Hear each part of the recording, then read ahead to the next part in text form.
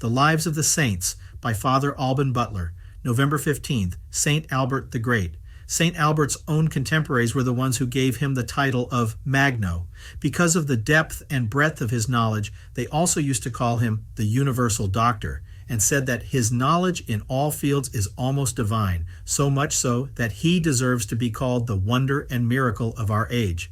Even the monk Roger Bacon regarded him as an authority and called his works original sources. The fact that he was the teacher of St. Thomas Aquinas also contributed to St. Albert's fame, but his contemporaries, as well as posterity, have judged him to be a great man in his own right. Albert was of Swabian origin. He belonged to the Bollstadt family. He was born in the castle of Lauingen on the banks of the Danube in 1206. The only thing we know about his youth is that he studied at the University of Padua. In 1222, Blessed Jordan of Saxony, second Master General of the Order of St. Dominic, wrote from Padua to Blessed Diana of Andelo, who was in Bologna, announcing that he had admitted 10 postulants to the order, and 2 of them are sons of German counts. One was Alberto, an uncle of his who lived in Padua, had tried to prevent him from entering the Order of St. Dominic, but Blessed Jordan's influence had been stronger than his. When the Count of Bollstadt learned that his son was wearing the habit of the Mendicant friars, he became very angry and spoke of forcibly removing him from the order. But Albert's superiors discreetly sent him to another convent, and it stopped there. It was probably the convent of Cologne, since Albert taught there in 1228. Later, he was prefect of studies and professor in Hildesheim, Freiburg im Breisgau, and Strasbourg. When he returned to Cologne, he was already famous throughout the German province. Since Paris was then the intellectual center of Western Europe, Albert spent some years there as a subordinate teacher, until he obtained the rank of professor. In 1248, the Dominicans decided to open a new university, Studia Generalia, in Cologne, and appointed St. Albert as rector. From then until 1252, he had among his disciples a young friar named Thomas Aquinas. At that time, philosophy included the main branches of human knowledge accessible to natural reason: logic, metaphysics, mathematics, ethics, and the natural sciences. Among the writings of St. Albert, which form a collection of 38 in-quarto volumes, there are works on all these subjects, to say nothing of the sermons and biblical and theological treatises. The figure of St. Albert and that of Roger Bacon stand out in the field of natural sciences, whose purpose, as the saint says, is to investigate the causes at work in nature. Some authors go so far as to say that St. Albert contributed even more than Bacon to the development of science. Indeed, he was an authority on physics, geography, astronomy, mineralogy, alchemy, that is chemistry, and biology, so it is not surprising that legend has attributed magical powers to him. In his treatises on botany and animal physiology, his powers of observation enabled him to dispel legends such as that of the eagle, which, according to Pliny, wrapped its eggs in a fox's skin and hatched them in the sun. The saint's geographical observations have also been highly praised, since he made maps of the main mountain ranges of Europe, explained the influence of latitude on climate, and in his excellent physical description of the earth, demonstrated by a very complicated argument that it was round. But the chief scientific merit of St. Albert does not lie in this, but in the fact that, realizing the autonomy of philosophy and the use that could be made of Aristotelian philosophy to order theology, he rewrote, as it were, the works of the philosopher to make them acceptable in the eyes of Christian critics. On the other hand, he applied the Aristotelian method and principles to the study of theology. So he was the initiator of the scholastic system, which his disciple Thomas Aquinas was to perfect. Thus, St. Albert was the main creator of the favorite system of the Church. He gathered and selected the materials, laid the foundations, and St. Thomas built the edifice. St. Albert wrote during his long years of teaching, and did not cease to do so when he devoted himself to other activities.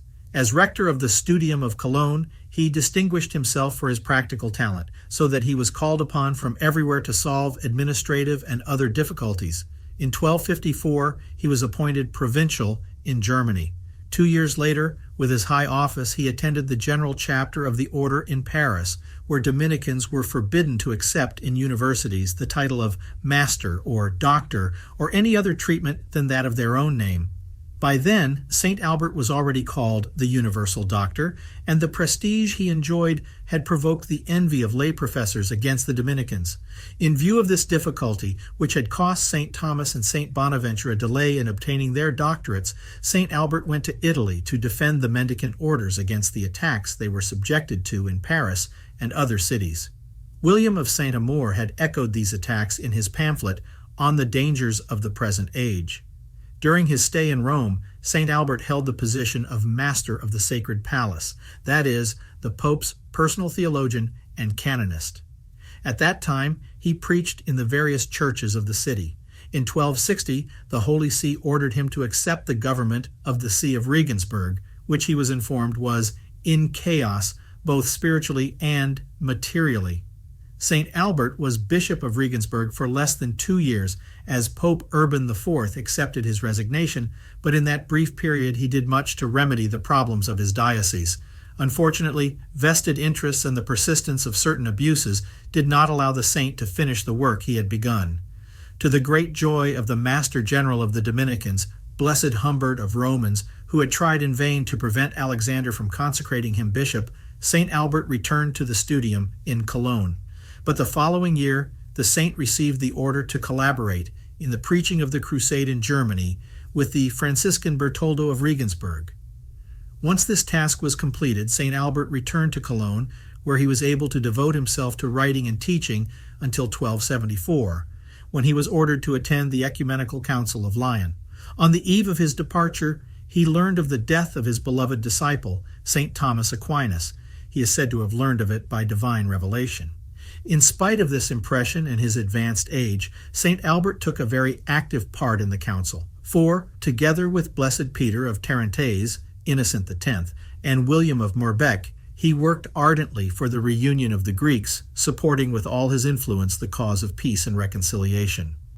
Probably the last appearance he made in public took place 3 years later, when the Bishop of Paris, Stephen Tempier, and other personages violently attacked certain writings of St. Thomas.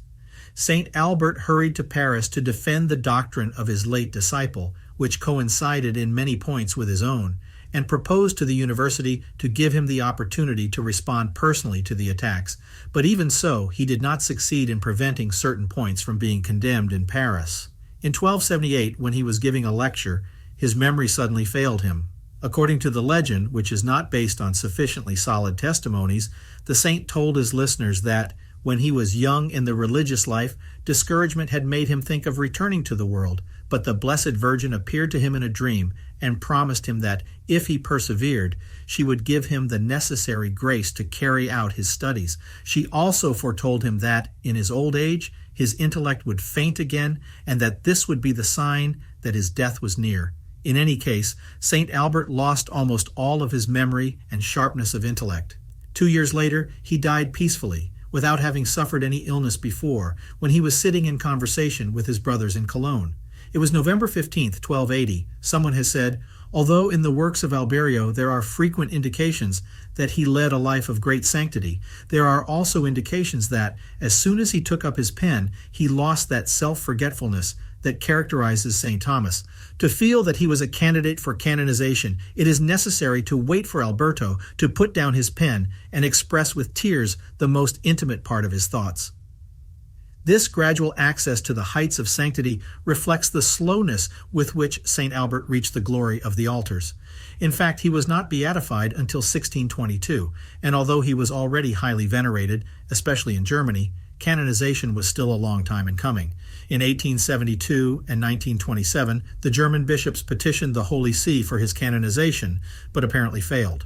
Finally, on December 16, 1931, Pius XI, in a decretal letter, proclaimed Albert the Great a doctor of the Church, which was equivalent to canonization, and imposed on the whole Church of the West the obligation to celebrate his feast. St. Albert, the Supreme Pontiff said, possessed in the highest degree the rare and divine gift of the scientific spirit. He is exactly the kind of saint who can inspire our age, which so eagerly seeks peace and has so much hope in its scientific discoveries. St. Albert is the patron saint of students of the natural sciences.